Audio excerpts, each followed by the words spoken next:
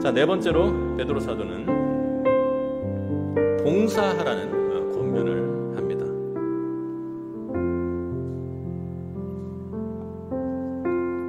우리 10절을 함께 읽어보도록 하겠습니다. 함께 읽겠습니다.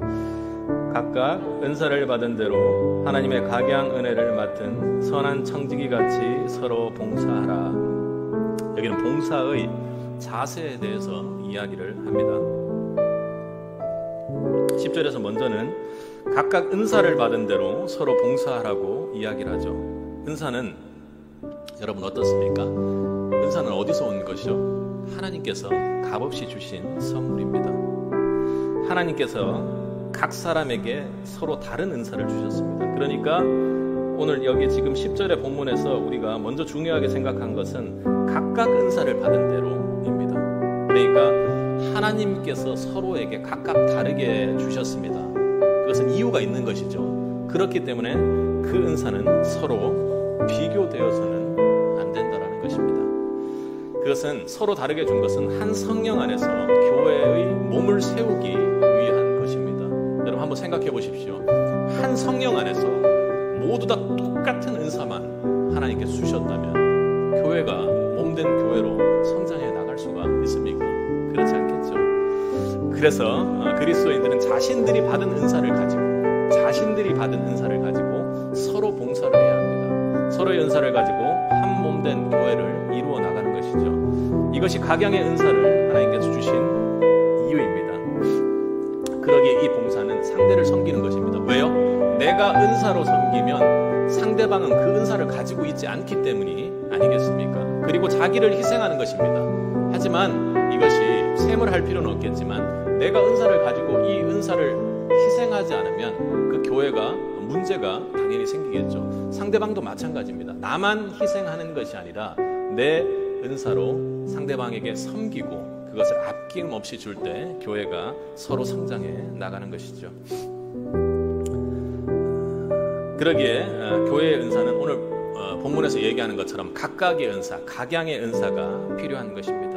여러분 믿음의 은사, 전도의 은사, 가르침의 은사, 구제의 은사, 그리고 청소의 은사, 여러 가지 많은 은사들이 있을 수 있습니다.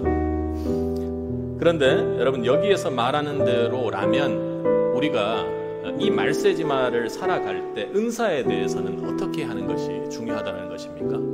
서로 다른 사람의 은사를 비교해서 다른 사람의 은사를 가지려고 애쓰는 것이 아니라 하나님께서 나에게 주신 은사를 발견하고 그 은사를 집중적으로 개발하여서 섬기는 그 사역에 참여하는 것이 중요합니다. 다른 사람하고는 비교해서는 안 되는 것이겠죠. 자신의 은사는 어떻습니까? 여러분 자신이 좋아해야 합니다. 그리고 자신에게도 도움이 되어야 하고 그 은사를 두고 기도를 했을 때 마음이 평안해야 됩니다. 그리고 소망으로 가슴이 뛰어야 합니다. 그리고 하나님의 인도하심 가운데 있을 때 그것이 나에게 주신 은사이기에 여러분 그것을 이 마지막 때는 집중적으로 개발할 수 있어야 합니다. 무기력에 빠져서 결국엔 남들이 다 해주는데 하는 그런 공격을 마귀로부터 받을 수 있음을 여러분 주의하셔야 합니다. 그리고 10절에서 이야기하는 그 은사는 하나님의 각양 은혜를 맡은 무엇처럼 하라고 이야기합니까? 선한 청지기 같이 이렇게 이야기를 합니다. 청지기는 본래 누구입니까? 집안의 재산을 관리하는 하인을 의미하는 것으로 각양 은사를 받은 그리스도인들이 은사를 어떤 마음으로 사용해야 되는지를 이야기하는 것입니다. 청지기인 그리스도인들은 하나님의 교회를 섬기고 관리하는 자로서 자신의 받은 은사를 통해 유익을 추구해야 합니다. 그러니까 자신의 이익을 위한 것이 아니라 교회의 유익과 그 멋을 위해서 자신의 은사를 사용해야 한다는 것이죠. 여러분에게 주신 은사 그리고 조금 확대해서 해석하면 여러분에게 허락해 주신 축복들이 참으로 많습니다. 그런데 그 축복들과 은사들을 어떻게 해요? 내 것이 아니라 선한 청지기로서의 역할로서 생각하고 그렇게 해나가야 한다는 것입니다. 여러분 은사는 자신의 소유가 아니죠. 이를 가지고 여러분 혹 내가 자신의 유익을 위해 살고 있는 것은 아닌지 반드시 돌아보아야 합니다. 자신의 소유로 그렇게 사용한다면 주인이 다시 돌아오는 그 재림의 때에 어떻게 해요? 반드시 그에 대한 질책을 하실 것입니다.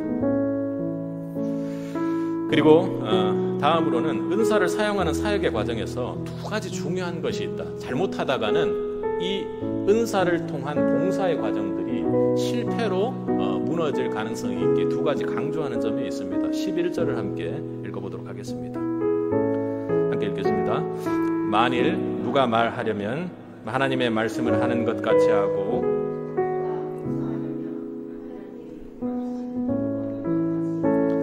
이는 범사에 예수 그리스도로 말미암아 하나님을 영광을 받으시게 하려 함이니 그에게 영광과 권능이 세세 무궁토록 있느니라.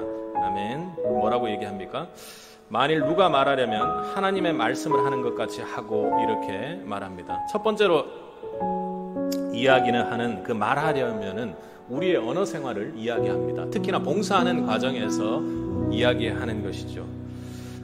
말하려면은 우리가 하는 그 모든 말을 말하는 것이고, 그리고 하나님의 말씀을 하는 것 같이 하고 할 때는 하나님의 말씀을 통해서 계시해 주는 것을 이야기합니다.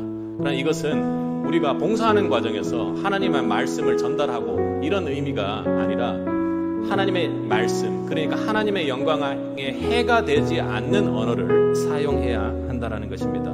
그러니까 성경에서 주는 하나님의 말씀을 표본 삼아 하나님의 영광을 위해 봉사하는 과정에서 언어를 신중하고도 매우 신중하게 그렇게 사용해야 한다는 것입니다. 봉사하는 경우에 이것은 매우 중요한 일이죠. 여러분 교회에서 봉사를 많이 해보셨겠지만 이상하게 주변에서 불필요한 말 한마디를 하는 것 때문에 내가 하는 봉사가 너무나도 기분이 좋지 않고 속이 상하는 경우들이 꽤 있었을 것입니다. 봉사하는 과정에서 이것은 하나님을 위해서 하는 것인데 세상적으로 사람이 돕는 것처럼 이야기를 하는 그런 말 한마디에도 무언가 힘이 빠지고 속이 상하는 경우가 있죠. 마음에 상처가 생겨 그 말 한마디 때문에 교회를 세우는 일에 방해가 되어서는 안 됩니다. 너무나도 참 안타까운 일이죠. 이것은 마지막 때 사단이 어떻게 해요? 이런 부분을 가지고 방해해서 오히려 봉사하는 과정에서 교회를 떠나게 만드는 그런 엄청난 문제가 생길 수가 있습니다. 그렇기 때문에 중요한 건 뭐예요? 봉사하는 과정에서 나의 말을 매우 신중하게 하나님 말씀에 위배되지 않도록 하기 위해서 성령으로 충만하게 기도하고 예비하셔야 된다는 것입니다. 그리고 11절 또 그 다음에는 뭐라고 얘기합니까? 매우 중요한 부분이죠. 누가 봉사하려면 하나님의 공급하시는 힘으로 하는 것 같이 하라 이렇게 이야기를 합니다. 봉사의 종류가 매우 많기 때문에 그 봉사를 하나하나 일일이 열거하지 않고 봉사 전체로 묶어서 이야기하는데 여기에서 공급하다라는 말은 본래 힘을 합쳐서 합창하다라는 그런 의미였습니다. 그런데 후에는 하나님이 아낌없이 주는 것이라는 의미로 사용되었습니다. 그리스도인은 교회의 유익과 덕을 세우기 위해 하나님이 주신 은사로 봉사하고자 할 때 하나님께서 아낌없이 공급해 주시는 것, 그 사랑의 공급으로 힘껏 봉사를 해야 하는 것입니다. 그러니까 그렇죠. 여러 가지 여러분들이 사역을 맡는 경우들이 있습니다. 사역을 맡는 경우가 있는데 사역을 하다 보면 지쳐요. 힘들기도 하고. 그게 왜 그렇습니까? 기본적으로 여기 말하는 것처럼 하나님이 공급하시는 것 같이 하지 않기 때문입니다. 우리가 어떤 사역을 맡을 때 기도로 우리가 가장 중요하게 알아야 될 것이 하나님 아버지의 사랑입니다. 우리가 하나님의 사역을 감당하는 것은 하나님께서 우리에게 사랑을 주셨기 때문에 그 은혜를 갚으려고 하는 그것이 아니라 하나님께서 주신 그 사랑이 내 안에 있기 때문에 겨우 가능한 일이죠. 특히나 마지막 때에는요, 내가 이렇게 다른 사람을 돕고 이렇게 하는 것이 지금 무슨 소용이 있느냐 하고 사단이 엄청나게 마음을 공격을 합니다. 그리고 세상도 공격을 하죠. 그럼 어떻습니까? 내가 하는 것이 지속적으로 이어지기가 쉽지가 않은 것입니다. 그러기에 우리가 사역에 앞서 하나님 아버지의 그 사랑을 충분히 경험하고 내 안에 충만하게 넘치게 하는 것이 중요합니다. 그러니까 하나님께서 아낌없이 공급해 주시는 것, 그 사랑의 공급으로 힘껏 봉사하며 자기 자신의 힘으로 하는 것 같이 아니하고 겸손하게 하나님의 청지기로서 하나님께서 주시는 능력으로 봉사해야 합니다. 이것은 여러분이 잘 아는 칼빈이 그렇게 이야기를 했습니다.